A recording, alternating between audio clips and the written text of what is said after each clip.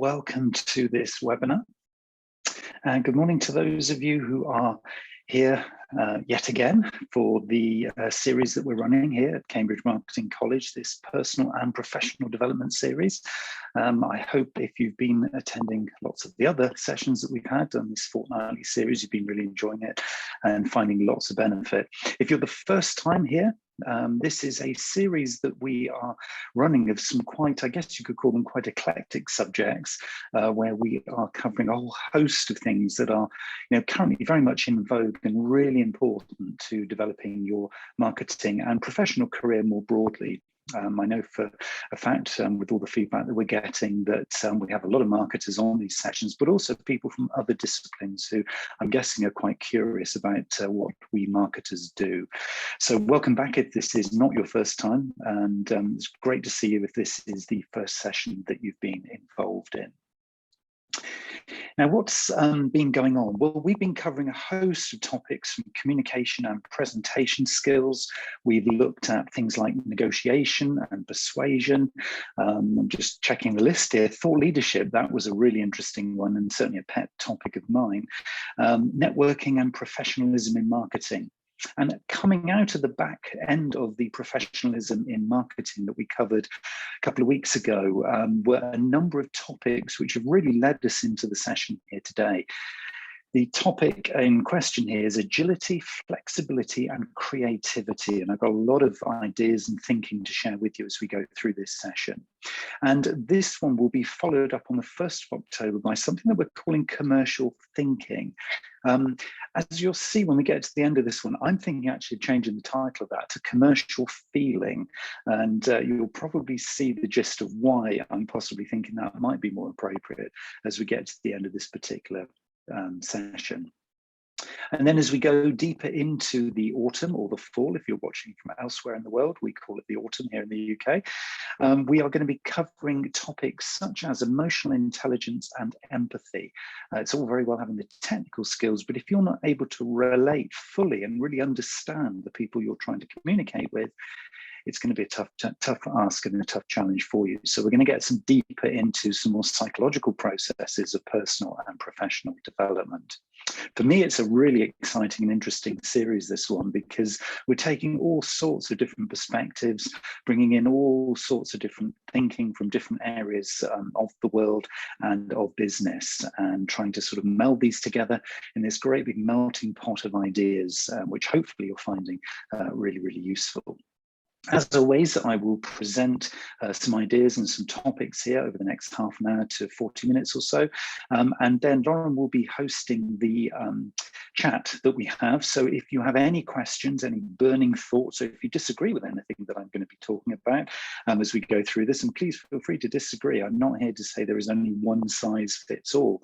In fact, far from it. There are many, many ways to approach this particular topic that we're covering here today.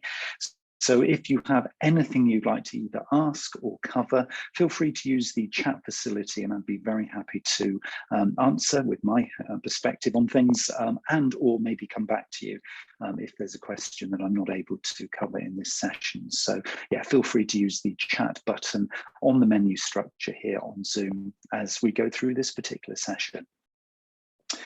Okay, so why are we here today? What is it that we are trying to focus on as we start to develop this whole idea of being more agile, being more flexible, and having a little bit more creativity in our professional life? Well, to me, one of the big challenges that I think a lot of us have faced is that we have, over the last couple of years, as we've been going through a host of changes, a host of chaotic things that we've encountered, is that we've actually been limiting ourselves. So we've become less agile, actually, when we've really needed it. We've become less flexible and definitely less creative. I think, if I take a straw poll across a whole range of different industries and people that I'm connected with, we really are seeing survival as being the constant, I think, throughout all these changes. And I think really from my perspective is we've become less agile, flexible and creative because we've been asking the wrong questions. We've come from a starting point of trying to get back to what we call normal. There is no normal. You know, we are in a constant flux and ebbing and flowing of a situation here. Nobody really knows where we're headed, to be truthful. You know, the whole word strategy, that view of the distant future. Well, strategy is now this year. You know, can you cope and survive this year long enough to still be in business and to still be in your role, to be able to then move into future years? It is challenging out there right now. And so once we start to accept that we do live in this world of constant change and evolution, then we're starting to be able to ask the right questions of ourselves, of our colleagues, of our peers, of our businesses, to be able to at least get some semblance of order, to be able to become more agile, flexible, and creative. And that's really what I'm here to do in this session here today, is to kind of explore some of these ways that we might be able to take it back and maybe a little bit more control over the chaos that we've had in recent times. So for me, this is the moment really as we emerge from a lot of these kind of restrictions, both within our market sectors and within the sort of the political framework that we're all living, irrespective of where we are in the world. We can now take this opportunity to innovate, to reinvent, and potentially co-create. And that's a word I want to explore with you a little bit later. We've often heard this word pivot, and a lot of organizations, and we've covered this in previous webinars as well, a lot of organizations are starting to introduce this idea of being able to pivot. In other words, you know, not necessarily doing what we've always done, but maybe focusing on some new areas and some new opportunities to kind of open up a new way of doing business, to open up new relationships, to maybe reinvent ourselves. And so this allows us to explore concepts of co-creation, of collaboration, true collaboration, not thinking of ourselves as little entities who are just trying to survive, but actually working with partners, working with other organizations and other professionals to really move the game forward and to allow ourselves to rethink what we previously perceived as being business as usual. So what I'd challenge you to do, and what I'd really encourage you, in fact, actually, what I'm going to implore you to do is to take the word busy out of your equation, out of your vocabulary. Take the word normal and take the phrase business as usual out of your vocabulary. Test yourself, maybe just today or maybe over the next week or so. Test yourself and see whether or not you can actually do business, whether or not you can operate in the world without using those three words: busy, without using the word normal, and without using the phrase business as usual. Because as soon as you do, you're then going to start to open up the opportunity to ask the right questions. You're going to put yourself and those around you in a slightly different mindset, which is going to allow you to begin to make different decisions, to begin to open up new things that you can converse about and new opportunities. Because let's face it, really, if we stop and think about this just for a moment, you know, we can't become more agile unless we know where we're starting from. We can't be more flexible unless we open up to creating a framework and an environment around us that allows us to be more flexible. And we can't be more creative by just doing the same old thing every day. Okay, so something has to give, something has to change. And for me, the first thing that needs to change is that we need to really understand that every single decision, every single thought process that we have in business, in our business, is going to have a consequence. In your life, every single decision that you make, even the smallest decisions, has a consequence. It changes everything. It changes the direction of travel. It changes what you have or don't have. It changes who you're going to spend time with. It changes how you're going to use time. So everything that you decide has a consequence. And if you think about it, your business is a consequence of all the decisions that have ever been made about and within it. Just think about that just for a moment. Every single decision that's ever been made has shaped up where you're sitting and what you're sitting in and within today. And for every single decision, there's a consequence. Okay, so again, think about that. So even the smallest of decisions has a consequence. It might be a small consequence, but it changes everything. So if we decide to remain in the normal, that business as usual, that stuff that we're not going to talk about again, then what we're doing is we're going to just, in theory, remain the same as the world moves on around us. So we can't become more flexible, agile, and creative unless we actually commit to change. Unless we really understand that we're going to be starting to make some decisions that we know have consequences. And not all those consequences are going to be positive. Some will be neutral and some will be challenging or negative, but that's okay once we accept that every decision has a consequence.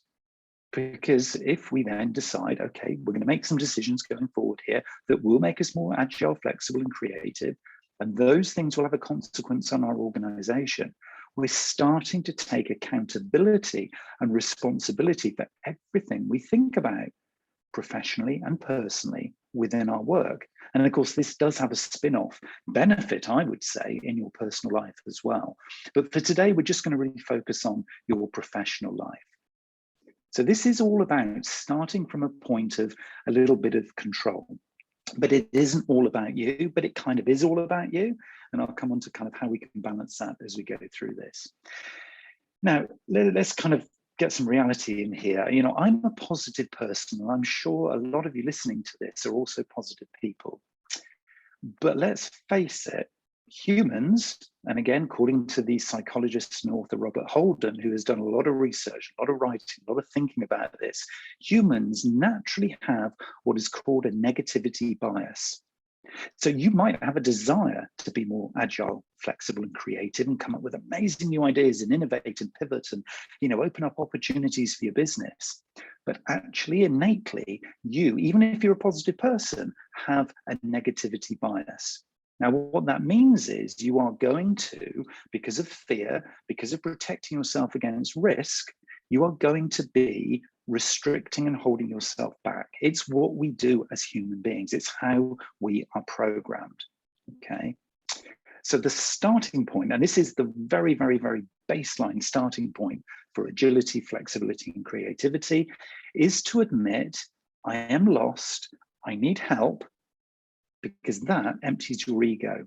One of the biggest challenges we have when we want to become more agile and flexible and creative is that our ego steps in. It controls our conscious thought. And with this negativity bias, it starts giving us reasons why we can't do stuff. Yeah, I want to be super creative. I want to come up with all these lovely innovative ideas, but it's too expensive. Can't do it because it didn't work before. Oh yeah, I'll listen to my colleague over there who tells me that's never going to work. And so what we do is we are just naturally biased to shoot ourselves in the foot, to use a very common British phrase. We talk ourselves out of it because that's how we're programmed. Negativity bias is programmed in our DNA. And this is a prehistoric thing. It's programmed in there to protect us. So flexibility and creativity and being more agile is not a natural thing that we can and should be doing according to our programming. But we can, because if we admit for a minute that we are only human, that we're a little bit lost, we need a little bit of help, we start to ease off, take our foot off the gas for a moment and empty our ego of all those reasons, all that back chatter, all that monkey mind, as it's called in psychology circles, that kind of chatter that goes on, trying to convince you not to do something, and allows ourselves to open up to maybe subconscious processes that are going on deep inside us that allow us to maybe, just maybe, open the door to new thinking and new opportunity. So let's think about some of these opportunities and start to introduce a few little ideas for you to think about as to kind of how you can do this. If you say, right, I really want to do this thing, I really want to be a bit more agile, a little bit more fleet of foot, maybe a little bit more responsive, thinking about some kind of flexible working and creativity in my processes and the things I bring to market and my marketing communications. It can apply everywhere. Okay, so I'm going to talk to you now about 3 ways that you can start to seek these new opportunities. If we admit we need a little bit of help here, you know, we need to change, we need to break out from the, and I'm going to use the word, I'll do this just to kind of, don't know, cheat a little bit, but the normal. So we're going to do things a little bit differently. So how can we do it? Well, we need to look beyond the stuff that we've always done. And typically as marketers, we've focused on what we call core competencies, our USPs, our unique selling propositions. We've covered these in the previous webinars. We know they're good for us. but they're also limiters in terms of creativity. We also need to find and live by a higher purpose, a reason beyond our products and services that gives us an opportunity to seek out new ways of doing new things, to serve new people in new markets, and maybe be doing stuff that we actually even love more than we do right now. And let's see if we can also reimagine stuff within the marketing mix. The marketing mix is now this kind of over sort of dominant, omnipresent thing that controls our every waking moment in marketing. But is there stuff in there that we can reimagine? And I'm going to talk to you a little bit more about that word reimagine in a moment, because it is a new way of thinking about what we could be doing. So let's take the first one, looking beyond our core competencies.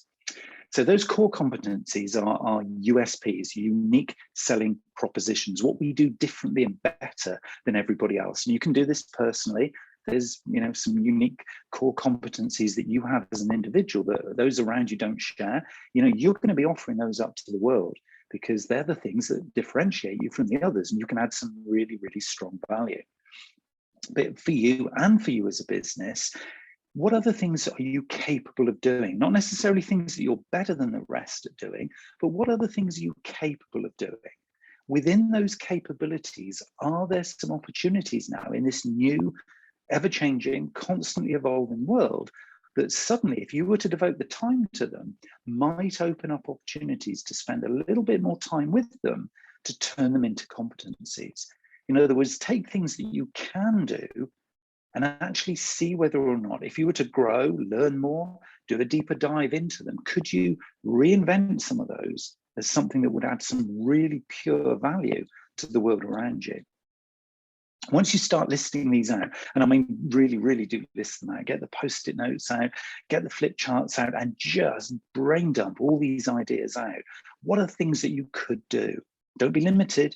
Don't be thinking things you can't do, limited by time and budget and effort. Forget all of that. Just list the capabilities that you have personally or as a business.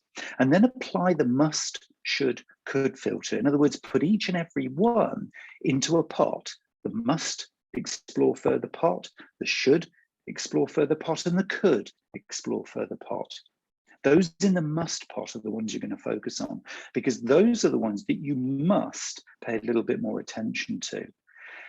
And notice in that pot, as you start to explore whether any of those might turn into core competencies, you might be able to empower them. You might be able to devote some resources to them, to maybe boost them out a little bit. Maybe we'll make them rise higher. See how that makes you feel as you look at each one, not what you think about it, but how do those make you feel? Because feeling here is super important. There's a very, very, very big difference between thinking about something and feeling it. Try and take your mind out of it. Just feel in your gut or in your heart that capability that seems to be shouting out to you, so that you intuitively think, that's the one. I haven't thought about that in a long, long time. But I wonder if, what if? And just allow yourself to dwell and almost kind of bask in that opportunity just for a moment. And it's the ones in the must category, the ones that really do grab your attention, and see how those make you feel. That could open up a little opportunity to just do something slightly differently. Second thing that you can do to make yourself feel that you're kind of engaging a little bit with some opportunities is to think about your higher purpose. Why you're here, really. And it isn't to develop a new product or service. It isn't to do that next great social media post. It isn't to do whatever your boss or line manager asks you to do. It isn't to jump every time your customer or client asks you for something. There's something deeper, more profound within your organization, and probably within you personally. And we call this the higher purpose. When we look at a sort of an entrepreneurial situation, of course, let's face it, who doesn't want to live an entrepreneurial style life, doing what they love, adding value to the world, being rewarded for it? This sounds like a really great thing, but most of us spend our time doing stuff that we're rewarded for and probably quite good at. But that isn't probably quite enough. So what we're looking to do is to really find that sweet spot. You'll know if you've come on my previous sessions that I talk about this word ikigai. Search out ikigai and put Neil Wilkins against it, and you'll see there's a lot of kind of information out there if you Google that. But for me, this higher purpose, this way of finding new opportunities, is to spend a little bit of time figuring out what you're good at. So this is you personally, but also you as an organization. What are you good at? What could you actually be rewarded for? What are the things within that good at pot that you could actually be rewarded for? And think about reward in its broadest sense, not just reward financially, but reward as in the feel-good factor, reward as in the testimonials, reward as in the you decide.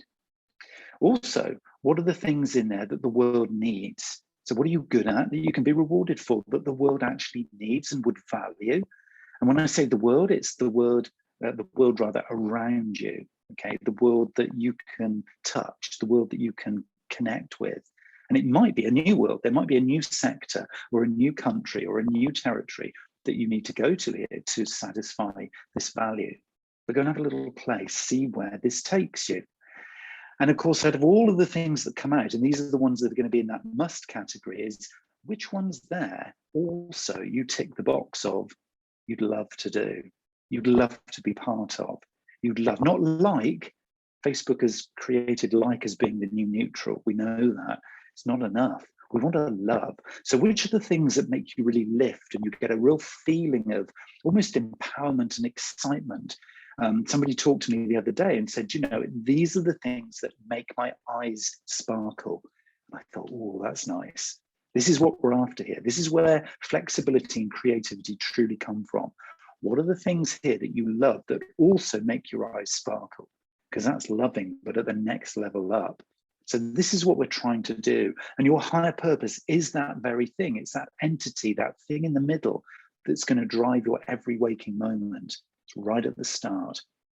The word is ikigai, and Lauren has put into the chat the spelling of the word, so you've got to be careful how you spell it. But if you do ikigai, Neil Wilkins, then you'll find the stuff that I've written about on that subject. It's fascinating stuff, and it is one of those key pillars that starts you off on this whole flexibility and creativity journey. And as I've said, you know, you can start this point from anywhere in your marketing mix. And the word reimagine, I just have found this fascinating. Apple have really used this over the years as being, you know, the way that they bring new product and service to market. They reimagine how we as consumers use what they provide. And it is fascinating stuff. It is just the way of taking away those boundaries, those limitations. This is what we need to do. This is taking out time, taking out money, taking out expense, taking out commitment, just saying, what if? What if I could? What if there were no limits? Let's reimagine how we do that, how we talk to that customer, how we provide this service, reimagining. And it comes at any point in your marketing mix. Yes, it could be the higher purpose, but it could also come from things like your processes. You could reimagine your process or your customer journey. What would happen if? How exciting might that be? These are the baseline points where agility, flexibility, and creativity begin. And of course, what we're looking for here, really, if we're thinking about it, is kind of working together. This is very unlikely to come from the little ivory tower that is you, that little world, that little sort of cocooned individual in the world who's trying to protect themselves and survive. The best and most agile organizations collaborate and co-create. The best, most flexible and creative organizations and people collaborate and co-create. This is what makes for more effective innovation.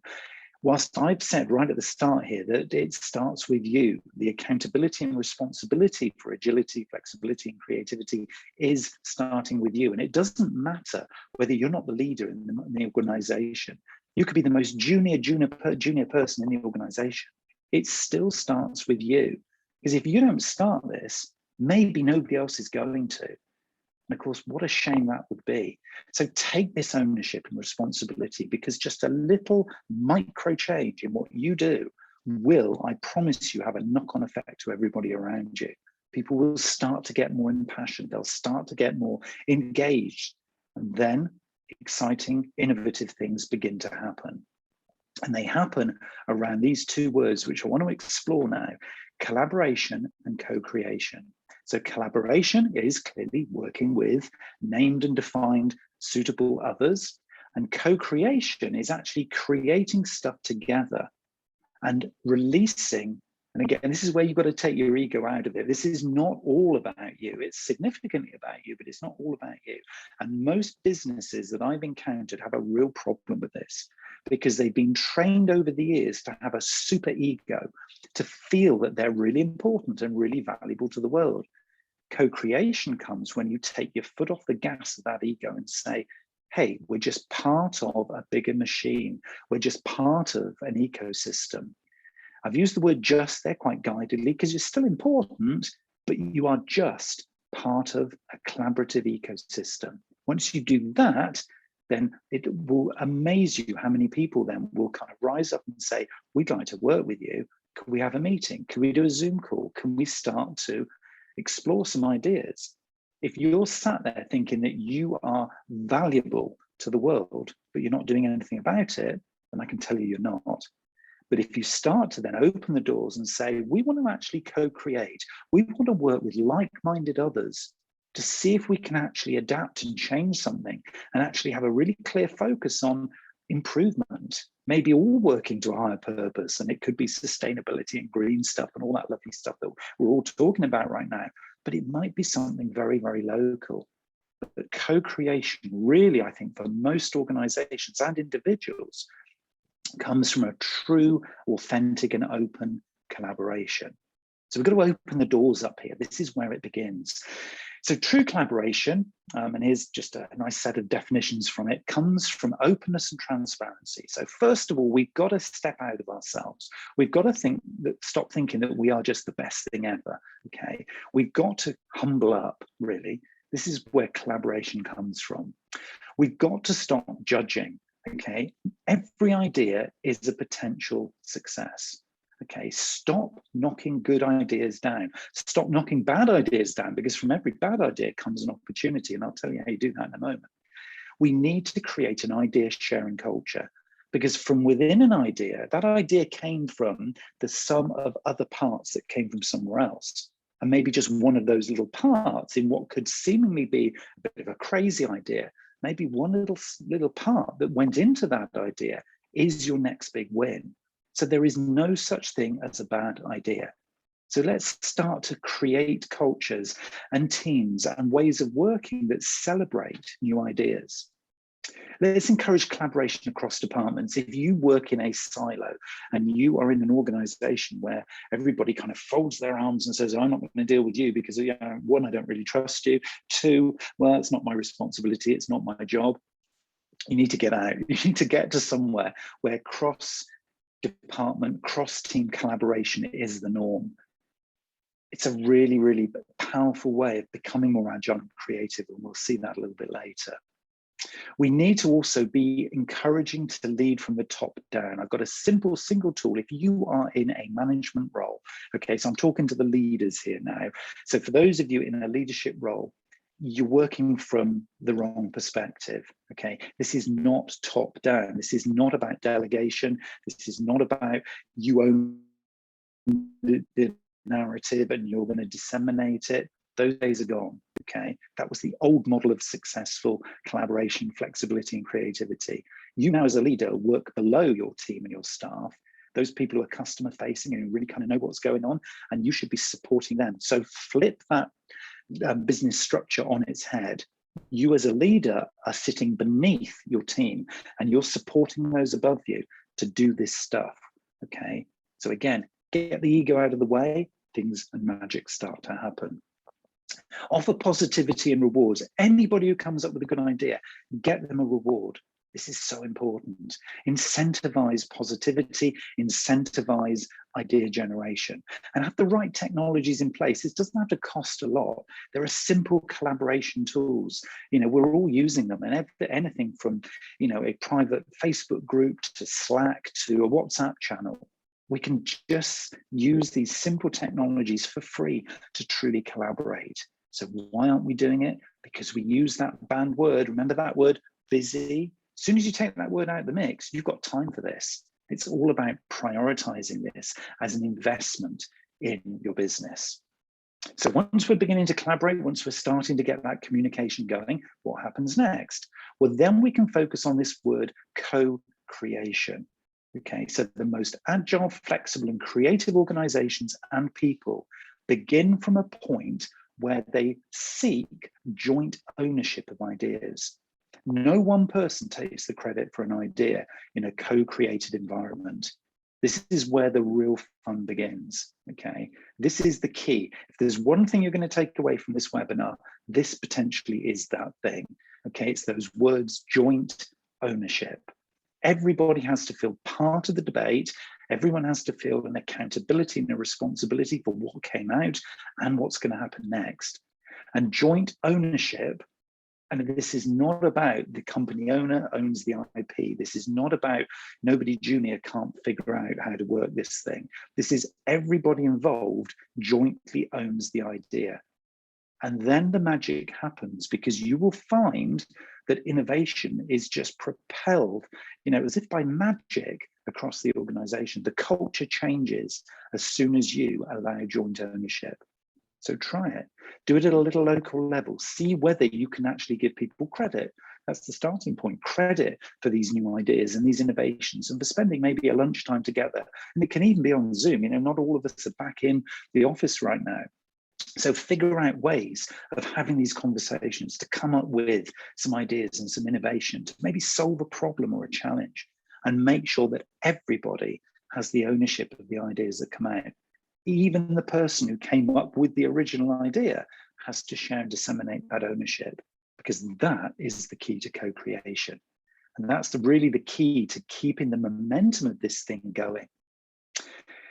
So how do you improve those collaboration skills? All very well me sitting here in my little office just chatting to you about this stuff, but how are you actually going to do this thing? Well, there's a number of things that you can do. The first thing is to set some clear goals and objectives. So if it is that next lunchtime meeting where you actually want to get a few people onto Zoom to solve a problem, but you want to do it flexibly and creatively, set some clear goals and objectives and communicate clearly your intentions. Tell them this is what you're trying to do. Tell them, look, you want to come up with some new ideas, innovate a little bit. You want to be a little bit more flexible and creative. And you want to break away from doing it the same old way, and then be open and willing to learn in this whole idea of compromise and sharing.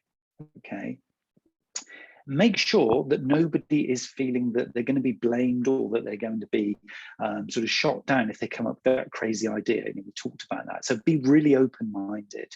Embrace that change, embrace those differences, if you like, and particularly inviting people outside of marketing. If you live in marketing, get some people outside of marketing, because they will challenge what you do and welcome the challenge. Okay. Celebrating the collaboration at the end of each and every session you have is also really important. Not only the success, but also just the celebration of actually working together and working collaboratively. And people will know. They'll know that this is a good place and a good thing to do. And it will be refreshing, and it will be a slightly different perspective on the old challenges that you've always had. So there are three things you can do actually in those meetings. Okay, so and I'm gonna call it actually creating a flexible and creative culture. Now, culture is often sort of described as something that applies right across the organization, but for here now, right here, right now, let's start small. Maybe you have a certain culture in the meetings that you call. Okay, they could be team meetings, they could be these broader collaborative meetings. Set your own culture. It's got to be within the brand guidelines that your organization has. Don't go flying off, kind of left field doing something completely different, but within there, have sort of set the guidelines or the boundaries for a flexible, creative culture, so that you personally, when you arrange a meeting, you get identified as, oh, it's one of Neil's meetings. Great. I know the style of those meetings.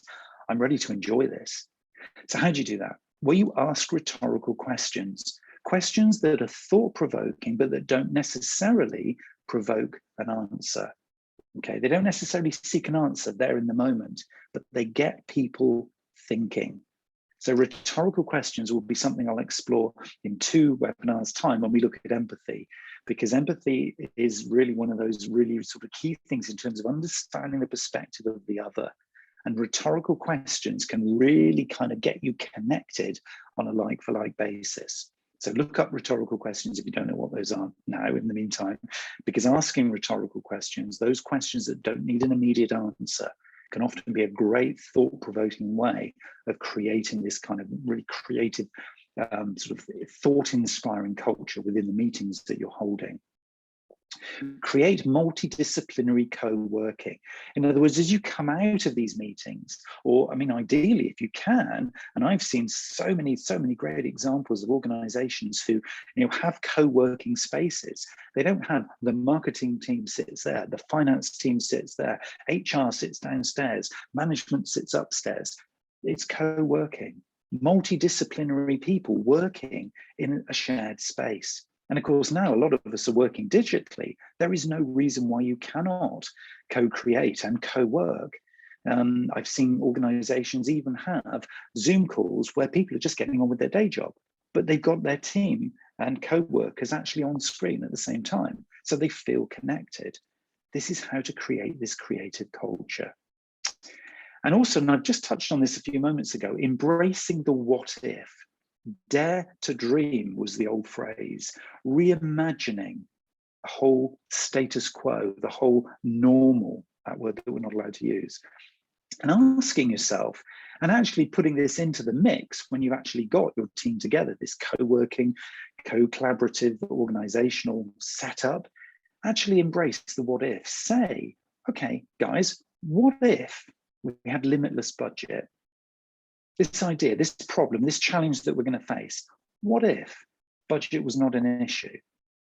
Give me some answers, give me some ideas, take budget out of the equation. What if there were no time restrictions? Remember, everybody's saying that they're busy. In fact, actually, I'll let you into a secret. Everybody's got 24 hours in every day. It's how you choose to prioritize those 24 hours. The word busy is an excuse. There, I said it. It's controversial, it's contentious, but you know I'm right. So if there were no time restrictions, if we prioritized that this was an important project to do, what if? If there was nothing that was going to call our time away and the phone was going to ring and the email was going to go, what if? What could we achieve?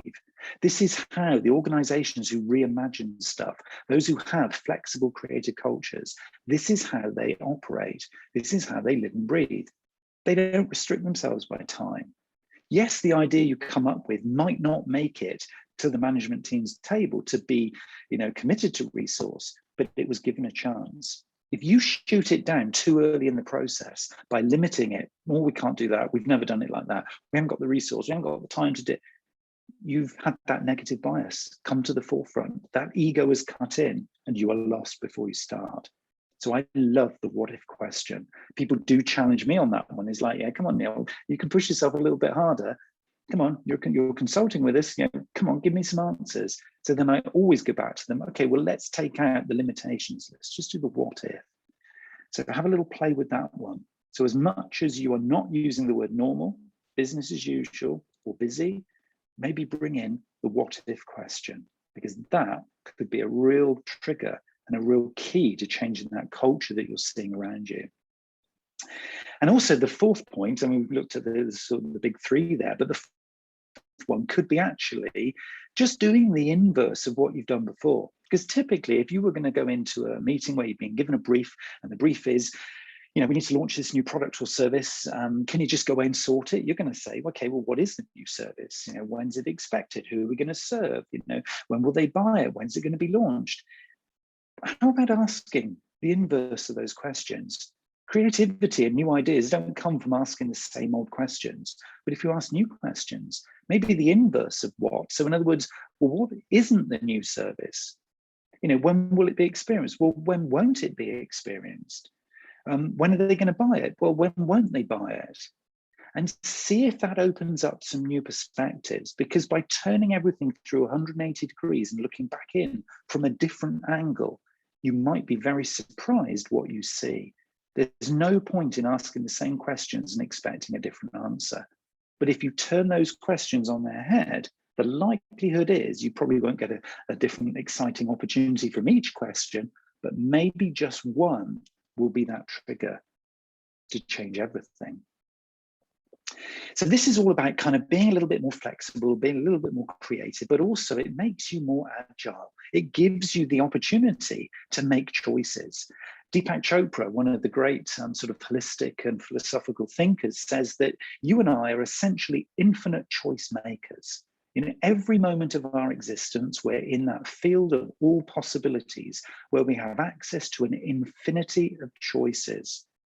The trouble is, if we keep asking the same questions, we never open ourselves up to those choices because we can't even see that they're there.